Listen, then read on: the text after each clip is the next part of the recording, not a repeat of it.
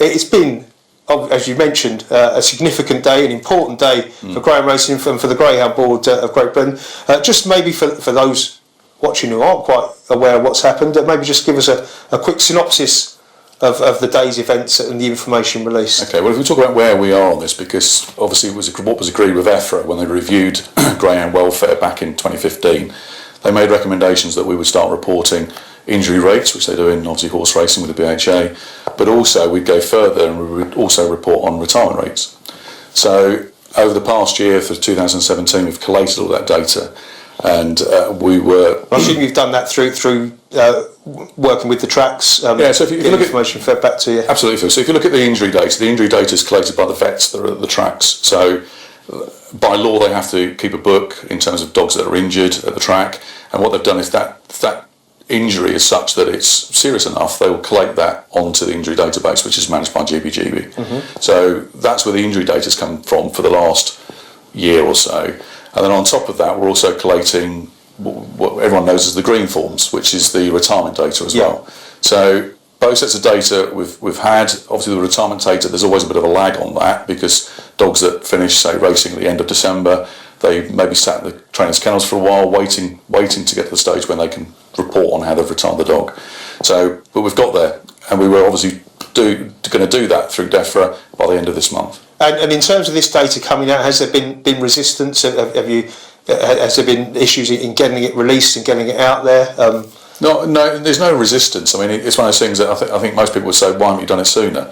Why has it been left to EFRA to do that? I mean, I'm putting myself maybe in the position of the tracks who, and I know obviously we mentioned in the Racing Post, and I think Floyd has on the Greyhound Star, that the individual track statistics haven't been put out as such. So, were certain tracks who maybe feel that they've underperformed in terms of injuries. Was there a reluctance there, or has everybody come on board and said, no, let's do this? There's been no reluctance whatsoever, and just to sort of satisfy people, where there is, say, a particular spike in injury data, then we're flagging that up to the tracks if they're not already aware about it, and the tracks will respond to that. So, we're quite confident that it's there. I mean, that's the whole point of it being there in the first place, is that the tracks can manage their tracks if there are issues around it. But as you know better than I do, it's not just about the running surface of the track, it's any number of things, including obviously the runnings of the dogs as well. Obviously we haven't got a track consultant at the moment, but as well as that, the tracks that have, as Phil mentioned, underperformed, will you be liaising with those guys? Obviously it's not being revealed, the numbers per track, but will you be speaking to the tracks that have, as Phil said, underperformed? Yeah, well, again, going back to Phil's point, what we're presenting is aggregated data. So it's all 22 tracks. In fact, there's a little bit more than that, because we obviously had Wimbledon and Milton Hall was in there as well, and Hall Green for last year. But what we're presenting is aggregated data, and that's all that DEFRA wanted, which is exactly the same as they do in horse racing. So, but in terms of performance around that, as I said, if we're starting to see spikes, then we will go to the track and we'll be asking them what they're doing around that. And just to pick up your point, Dave, around about the track safety consultant, we're interviewing at the end of the month, so we should be announcing a position at that within the beginning early April. Some tracks have hinted that they would reveal their own. That's a matter for them, but obviously I think you'll find that the Racecourse Promoters Association are probably looking at that as a group. And also, should that happen, unless every track reveals their own, then it doesn't really give you a massive significance in terms of comparison.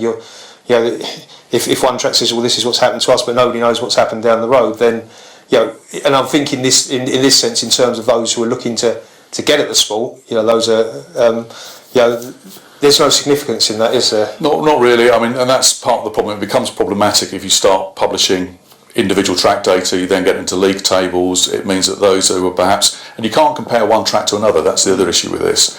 So if you start looking at towards the bottom of that league table, so to speak, that's where those who are opposed to greyhound racing would be demonstrating big style, I would have thought. Absolutely.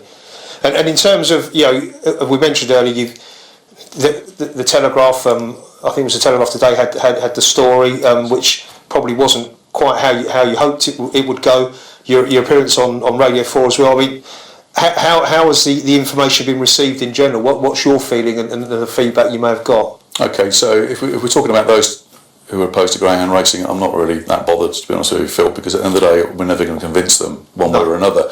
And what I am grateful for is that there are people out there who are pro-greyhounds, pro-racing, who, as you've seen at Henlow and at Peterborough last week, have actually started to take the fight back to them to deal with the untruths. So I'm really pleased to see that. But I mean, other than that, it's just a question of presenting the data in the way that it's supposed to be done. And I think we're right in saying, Dave, Mark was at Henlow himself, wasn't he? That's what, we heard. Is that the sign of the GBGB being a bit more proactive in? Yeah, that and the fact I was coming back from my mother's, so I thought, well, actually, I'll drop in and lend a bit of support. But I think it's right that GBGB does support some of these people that have had enough of the untruths and actually starting to want to deal with it. And we sat down, spoke with the protesters, even spoke with some of those that were opposed to greyhound racing. But as I said, we're not going to change that opinion. And with this data, the board's concern and my concern was the fact that we were going to lose people out there who are at best ambivalent about greyhound racing. They haven't got a view. But if the data was done in such a way that it was projected wrong, then I think we could have found ourselves in a different place. And obviously, the one thing which probably doesn't sit easy with anybody, yourself included, was the figure that was put out, that the 348 greyhounds, who met with euthanasia because there was no means of homing them, or there was situations where they couldn't be homed. I mean, how does that sit with the GBGB, and what's going to be done about that? But in essence, it doesn't sit very well with us at all. I mean, there's been calls for people on, say, the green form that the economic euthanasia should be taken off there. First of all, it's a bit of a reality of the sport that there is not enough money sloshing around out there that people can take something like a hock injury, which can cost anything from £100 to £4,500 to repair. There isn't that money necessarily within the owners and trainers to get that sorted out. So one of the things that we've done today, as well as publish the data, is publish this Greyhound commitment, which is a welfare commitment. And within that, what we're trying to do is incentivise, especially around things like the economic euthanasias, that actually people would have a second chance to consider whether or not they're going to have the dog put to sleep or not. Yeah. My ambition is that over the next 5 years, or within that period of time, it won't be on the form. But we've got to deal with the fact that there is people out there who cannot afford to have dogs put to repair. Yeah. Yeah, I mean, it's a harsh reality of the sport, but I think, like yourself, I think everyone who works within the industry would like to see that wiped out. And I've recently spoken to the Greyhound Trust, at length as well, and I know they're supportive of, the partnership almost that they have with yourselves, and they want to see this figure reduced to zero. Absolutely. I mean, the Greyhound Trust is a partner charity for rehoming, but there are other independents out there again which we rely on to deal with some of the dogs that need homing. So we will drive that number down to zero as best we can. Okay, and I think obviously we're going to get people want to get in touch. Dave, there's an email come through already. There is, from first one in. Let's have a little look here. Got an email from... I do apologise because there's probably tweets already lining up. Here we go. I've got an email here. It's quite a long email, but I'll whiz through it as quickly as I can. Question from Mark. The Greyhound Trust, or the Greyhound charity that has the highest cost to rehome a dog, while their size affects that, it should also mean that economics of scale would reduce some of the costs that smaller charities have. Gary Noble's bond scheme, which gave a pension plan to all greyhounds, was effectively a performance-related pay scheme where those charities that rehomed more received more. Yarmouth Home Finders left the Greyhound Trust last year, and others are leaving this year. In light of all of the above, does Mark feel it is right that the National Greyhound Trust receive all of the GBGB's welfare funding when it comes to rehoming? Okay, that's a big question, as you said. It is, absolutely. I mean, just picking some of that off, the bond scheme, let's just deal with that. I mean, we're alive and we're alert to anything that can actually give a dog legacy in terms of its retirement. So whether we start considering things like levies on prize money or run money to actually build up a pot of money for a dog, or we in fact look at, as Gary Noble said, the bond scheme. We're open to discussions on that to see how we can do that. In terms of the money that goes to the Greyhound Trust, you're quite well. I'm assuming that's probably Kevin Stowe that's actually written in. But if that's the case, it was Kevin and I have had the conversation recently about the money that's going into that pot. When it's about 1.4 million, and if there is an increase in bookmaker turnover, then that will increase as well. They are our partner charity. That doesn't mean to say that actually new money can also work with independent charities as well. And in terms of new money, and by that, obviously, we're looking at funding from bookmakers, and Jennings Bet recently have made a welcome announcement, and you've stated in publications today that you're confident, or you believe that this situation is going to just keep improving. Is that the case? This argument around the increase in the levy. So bookmakers pay already, as you know. That's how we get our income. It's a voluntary levy. It's not a statutory levy similar to horse racing. We have been at this impasse for the last year or longer, and obviously, as you're probably aware, Lord Lipsey's been involved in trying to mediate between the bookmakers and GBGB about how that money's going to be spent. We've made a commitment to the bookmakers that probably in the region of about 90% of any new money is going to go into welfare initiatives. So going back to Kevin's email, that can include funding independent charities more to do more rehoming, because it's clearly there's not capacity and capability within the system as it is at the moment. Why am I confident? Well, hopefully in the next couple of weeks we can start to talk about whether or not all of the bookmakers are going to pay or just some. At the moment we know we've got Ladbrokes Coral there. That provides a significant uplift in the amount of money, but we need everyone to be paying to actually make sure that we can do all the welfare initiatives we want to do. And I mean, is there, probably asking your question you may not be able to answer, but is there a figure in mind that you believe that should all the bookmakers come on board, as say Bet365 and Jenny's Bet, what sort of figure are we looking at achieving? Okay, so with Corals and Ladbroke, the budget is £7.6 million, so that's what comes in. If we get all the bookmakers to pay, the figure that's been banded around is about 9.9 million. So you're talking about well over £2 million really that could go into the pot. And if you then take out the 75% to 90% of that going into welfare, it shows you what we can do with that money. Absolutely, yeah. I think it'd be a welcome boost for the industry and certainly being placed in the right direction. Now, we've got plenty more questions for Mark, I'm sure you have as well, but we have got some live racing as well on the show tonight. If you've already been watching so far, big day in Greyhound racing today. I'm delighted that we've got the Managing Director of the Greyhound Board of Great Britain, Mark Bird, with us. My colleague Dave Clark is holding up the front page of the Racing Post, which, well, there's a familiar face on there, Mark, but more importantly, the stats, the statistics revealed today regarding both track injuries and rehoming, and also the bullet points up there at the top there in the panel of the release today, the GBGB commitment, which is an 8-point charter, which, Mark, maybe you could just enlighten us a little bit about what it is and its purpose and intent. Okay, so one of the points the board had when they deliberated about how they were going to publish this data was, do they just publish it and respond to whatever critics or people want to say about it, or do we want to actually be doing something about it? Because there's stuff that's out there already, things like we've already discussed, having vets at tracks for every race meeting, every trial. But again, you'd be surprised at how many people outside the greyhound world don't know that actually exists. Yeah. So the commitment's built on what we've been doing over the years, but also the ambitions that we've got for the next 3 to 5 years as well. So some things that are in there include such as people have been calling for apprenticeships within the greyhound world.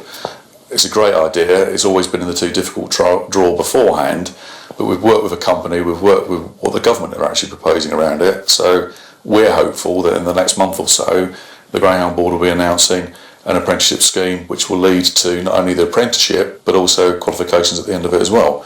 And is there any specific areas? Are we talking like kennel hands who want to be trainers, or people who want to work at tracks? Well, that's the right answer. Exactly that, because we originally looked at it for kennel hands and for people who were going to be working in and around kennels. But when you look at it, you've got paddock staff at tracks. There's a whole raft of people there, and if you think about what they're doing, it's not just about the integrity, scanning the dogs in, making sure they're appropriate, because that's a big part of what the commitment's about as well.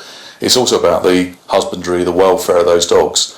So the idea, as you think about it at the moment, someone will enter a kennel block and they'll learn from the trainer, or if the trainer's not about, they'll learn from somebody else.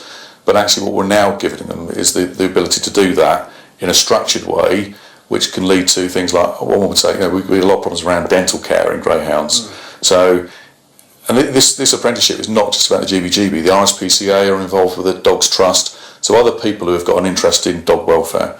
So I think it's a great ambition. If we can pull it off, which I think we can, it's going to be a good thing for the industry. And in terms of the perception of greyhound racing to the wider public, is this today significant? Could this be a game changer for us? Could we break down some barriers, maybe win over some people? I really think we can. Internally, we've known that the Greyhound Board's not had a great reputation in the past few years. It's been seen as very risk averse. It's been seen as something that's holding back all the time.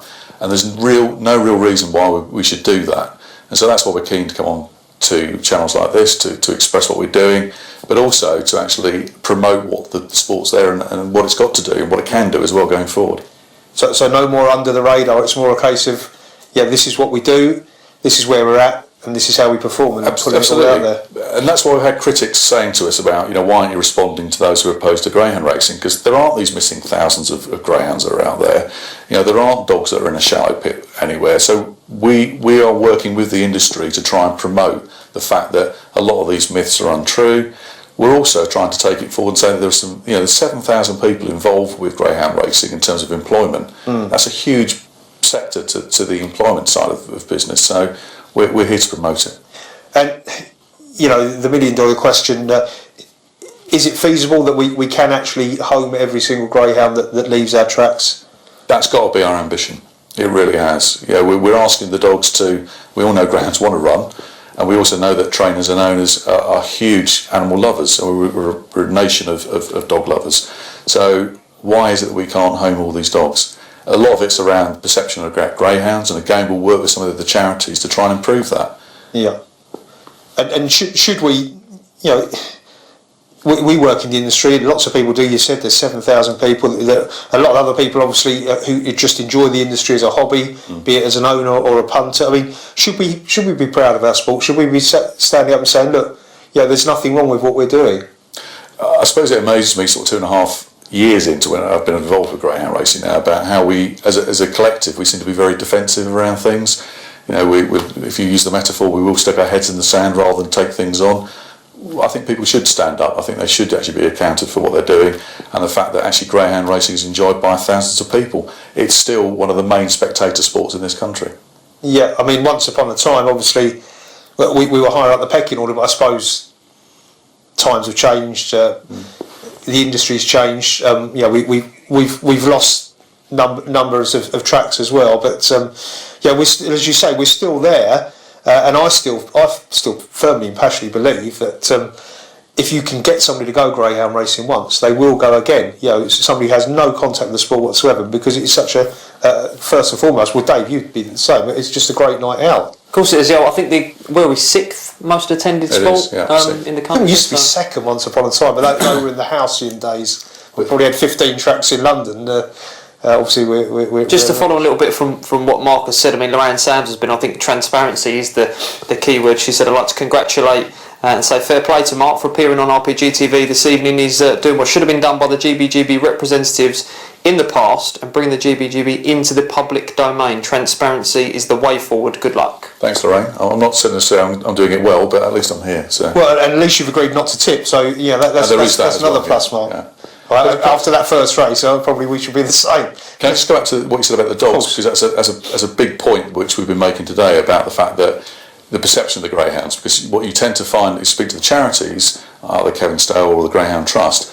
Once you've had a greyhound as a pet, people very rarely go to any other breed after that because they realise what the dog's like. So again, we've done a poll recently which has never been done before on greyhound racing, and when you looked at the poll stuff on that, it was something like 20% of people who owned dogs hadn't never necessarily considered taking a greyhound. Yeah. But that's 20%. That 20%, if you times that up to the 8 million dog owners that are out there, would deal with our problems tomorrow in terms of homing. Well, I saw, there's some amazing people in the industry, and she's a colleague of mine, but Julie Collier's been fantastic in terms of, her passion for retired greyhounds, for spreading the word, and obviously for raising funds. But I saw a tweet she put out the other day, I think based on the back of Crufts and the whippets that are there. Yeah, she said there's actually apparently a waiting list in this country for people wanting to home whippets. You look at the difference between a whippet and a greyhound. Okay, there's a bit of size, but very little else. So, and Julie was trying to steer those people in our direction, which, I think that there's all little things like that out there that maybe have been missed in the past or could be done better. I think if you get the right people into the room and start discussing about how this might be taken on, because I think it's worth that discussion now. Yeah. we can do that. Well, I would certainly, whether she thanks me or not, I'd certainly put Julie's name forward for anything like that. I think She will thank you, I'm sure. She's great for ideas. The 6:38 at Sunderland is our next live action. You're betting Email here from Jim Parker. Great to see the stats released, but why do the GBGB think 75% needs to go to the welfare? As a responsible owner who rehomes all of my dogs, the percentage into horse racing is nowhere near that figure. Unless some funding goes to the actual prize money, does Mark think the game will survive without owners? So many tracks are of trainers just own the dogs to get a wage, and surely that's the way more dogs will be sent for rehoming. On a separate point, when will an owner's rep be announced, or are we looking at 18 months like last time?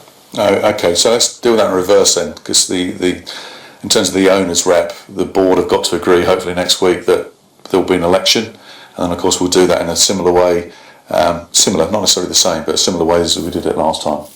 Okay. So it won't be 18 months. That's the first side of it. The other side around why is it being put into welfare? Because it has to be, realistically. All eyes have been on the sport in terms of making sure that the welfare is being looked at in the way that it has. You've got bookmakers out there saying that when the fund was rejigged and the monies were agreed, that the prize money, the increase in prize money, would lead to an increase in welfare. The bookmakers are saying they haven't necessarily seen that. So I think we have to give that commitment to it, to going much more into welfare. Don't forget, welfare isn't just about rehoming.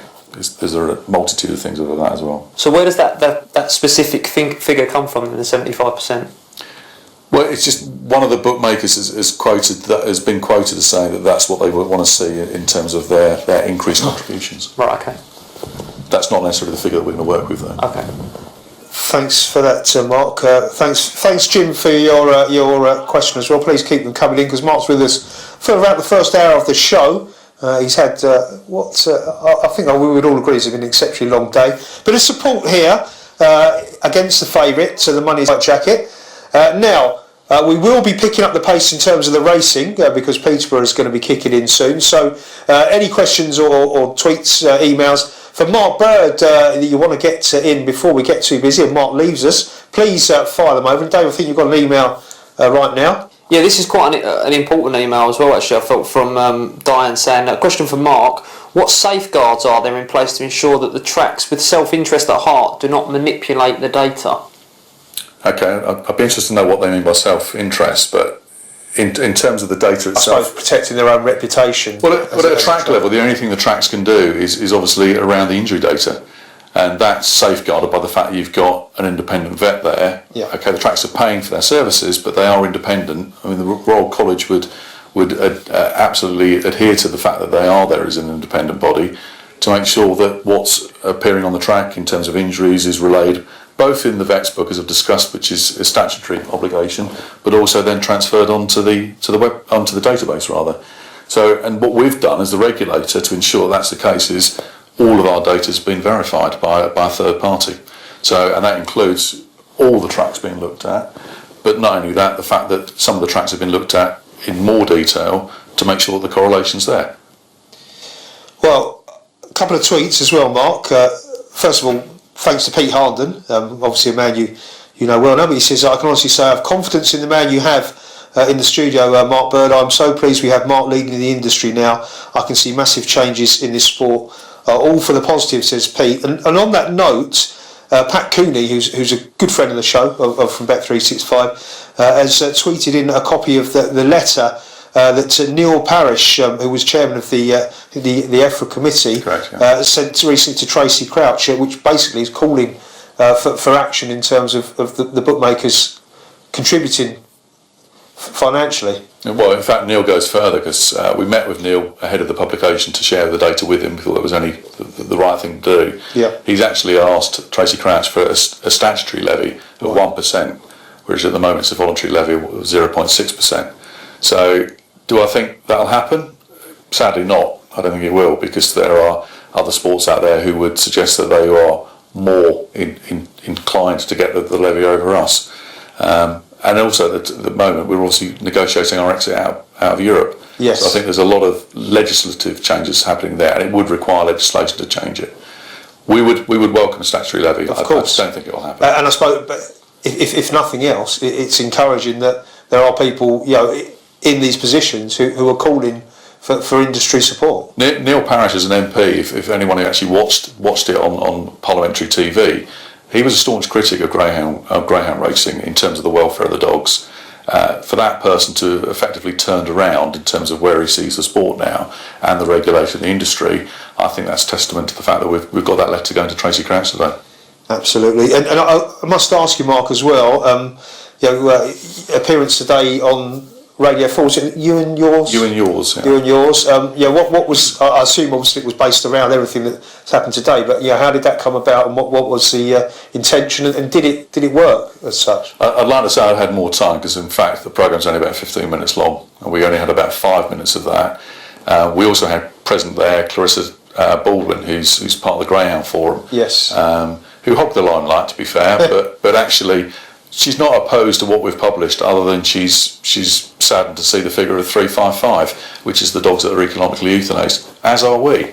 So it's a question of actually trying to unite on that. Clarissa actually works with the Greyhound Board, and again, she could have turned around as a result of this and said she's no longer going to do that. That's not the case. She'll continue to work with us and support the commitment that we talked about tonight. And Clarissa's been involved for a long time. She was part of the Donahue She was, yeah. Committee as well. And somebody like her, carries a lot of significance, and I suppose that very vocal in the past, maybe being a critic, but also wanting what's best for the animals. Well, she talked about a breath of fresh air, not necessarily about me, but in terms of the way that the Greyhound Board's starting to conduct itself. So may that continue. Absolutely. Well, a breath of fresh air in the studio would be a winner, and we've got a race coming up, the 6:48 Peterborough. Dave, steer us in the right direction at race 1 at Peterborough. The figures then, Mark, asking you, we've read what you said in the paper, the official line and everything else, but you personally, how do you feel about them? Are you quite happy with what's been put out there? Listen, it's the first year they've been published. Did people think they were going to be higher than they are? I think probably they did. In fact, when we sat down with our staff and briefed them yesterday, so the staff that are out there, the Stipes, the field staff, but also the staff that are in the office working, they themselves, because it's all been kept very quiet, but they themselves were very surprised, pleasantly surprised as to what the figures are. That said, our ambition, as I said, is to take those figures and drive them down. Absolutely, and an interesting a tweet of talking about people in the sport who love their greyhounds, and Livy Nobles tweeted in, of course, Livy, daughter of Gary, sister of Bethia as well, and she says, I also think we really need to promote the fact that greyhounds are the 7th most popular dog now, and she puts Pets as Therapy UK as the source, but this is in terms of pets. The only pedigree breeds above them are Labradors, Retrievers and Cocker Spaniels. Well, there you go. So we're sort of moving up the ranks in terms of popularity as pets. No, absolutely. I mean, I spoke with Livy on email today about some of the stats that have come out, and again, that's something which I don't think has been there before, that people have been talking to me about what they think about the stats, whether they're good, bad or indifferent, and again, I'm quite happy to continue that dialogue, but actually it's about us actually making that commitment now to drive those figures down.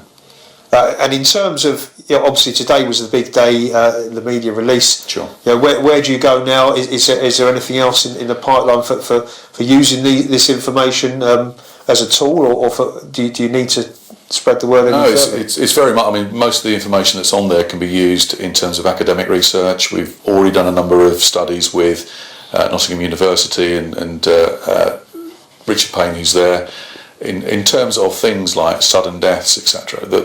That actually can have a real impact in terms of the health and care of greyhounds. So that's available. And it's not only available to people that we decide, it's open to anyone to come forward and say that's what they want to do about it.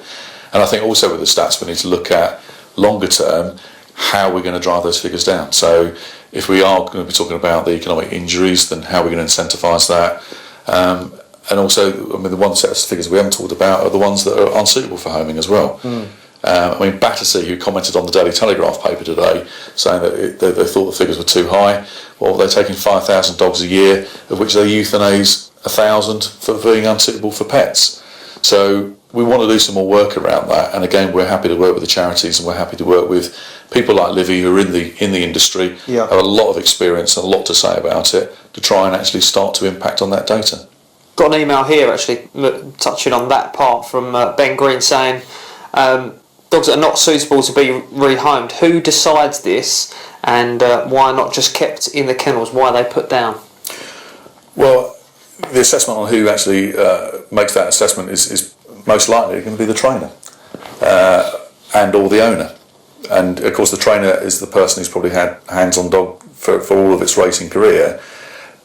But the point that a lot of people make on that, and Livy's one of them, is that they become a different animal when they're then taken away from greyhound racing and put as a pet. So actually what we're discussing is maybe that we should provide the option to owners who have their responsibilities around rehoming of dogs, but to put to owners an opportunity to have their dogs assessed independently and for a decision to be made that way around. You mentioned Livy. I mean, she's one of many in the sport that are proactive in promoting it themselves off of her own back. Really, do we feel that we're a sport that we need to do more within ourselves to show others, not just look at these are the stats, etc. But we're pro racing. We're clearly pro racing, but do we have a?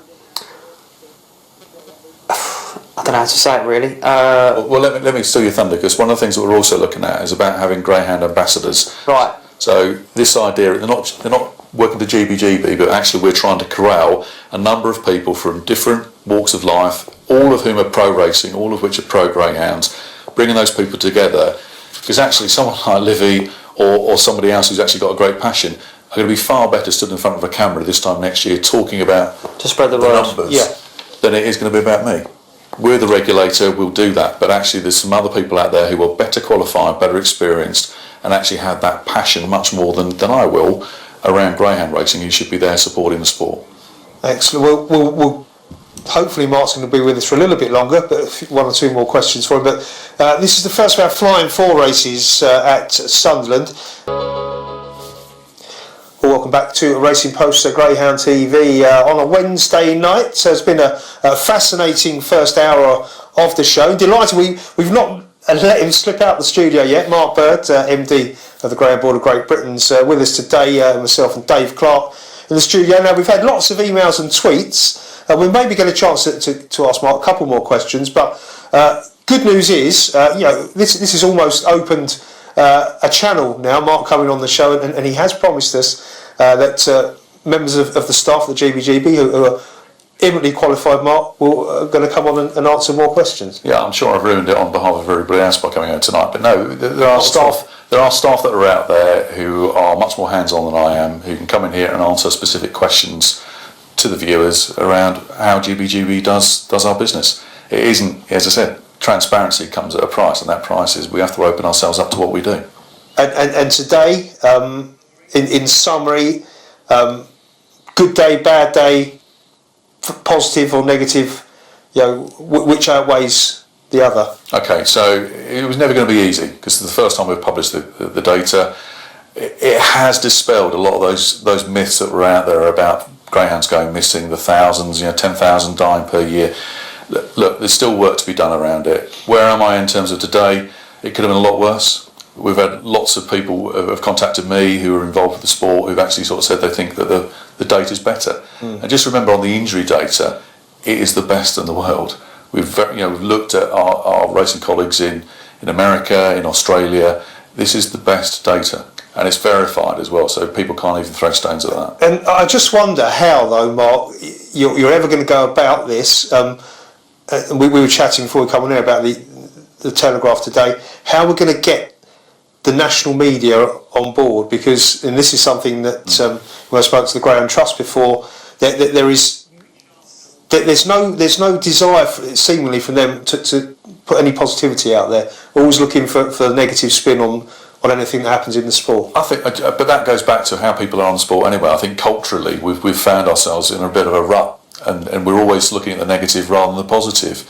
It's time for people, not just the GBGB, but it's time for people to get a grip on what they want out of the sport. Yeah, we'll do some of that, but other people have to empower themselves around it as well. And Pat Cooney, who tweeted in earlier, Bet365, I'm sure he's been behaving himself today, but he says, record crowd reported for the Wednesday of the Cheltenham Festival today, 58,930 odd people. How can we attract more racegoers to our Greyhound tracks? And Pat obviously works in both spheres, loves both codes. It's difficult, isn't it? Because as we know with what's going on in terms of media rights, and again, Racing Post TV being on 7 days a week, it could actually be taking people away from the track. Yeah. So it's a question I can't really answer, to be honest, Phil. But it's one of those things that it doesn't mean to say that because it's difficult that we shouldn't be doing it.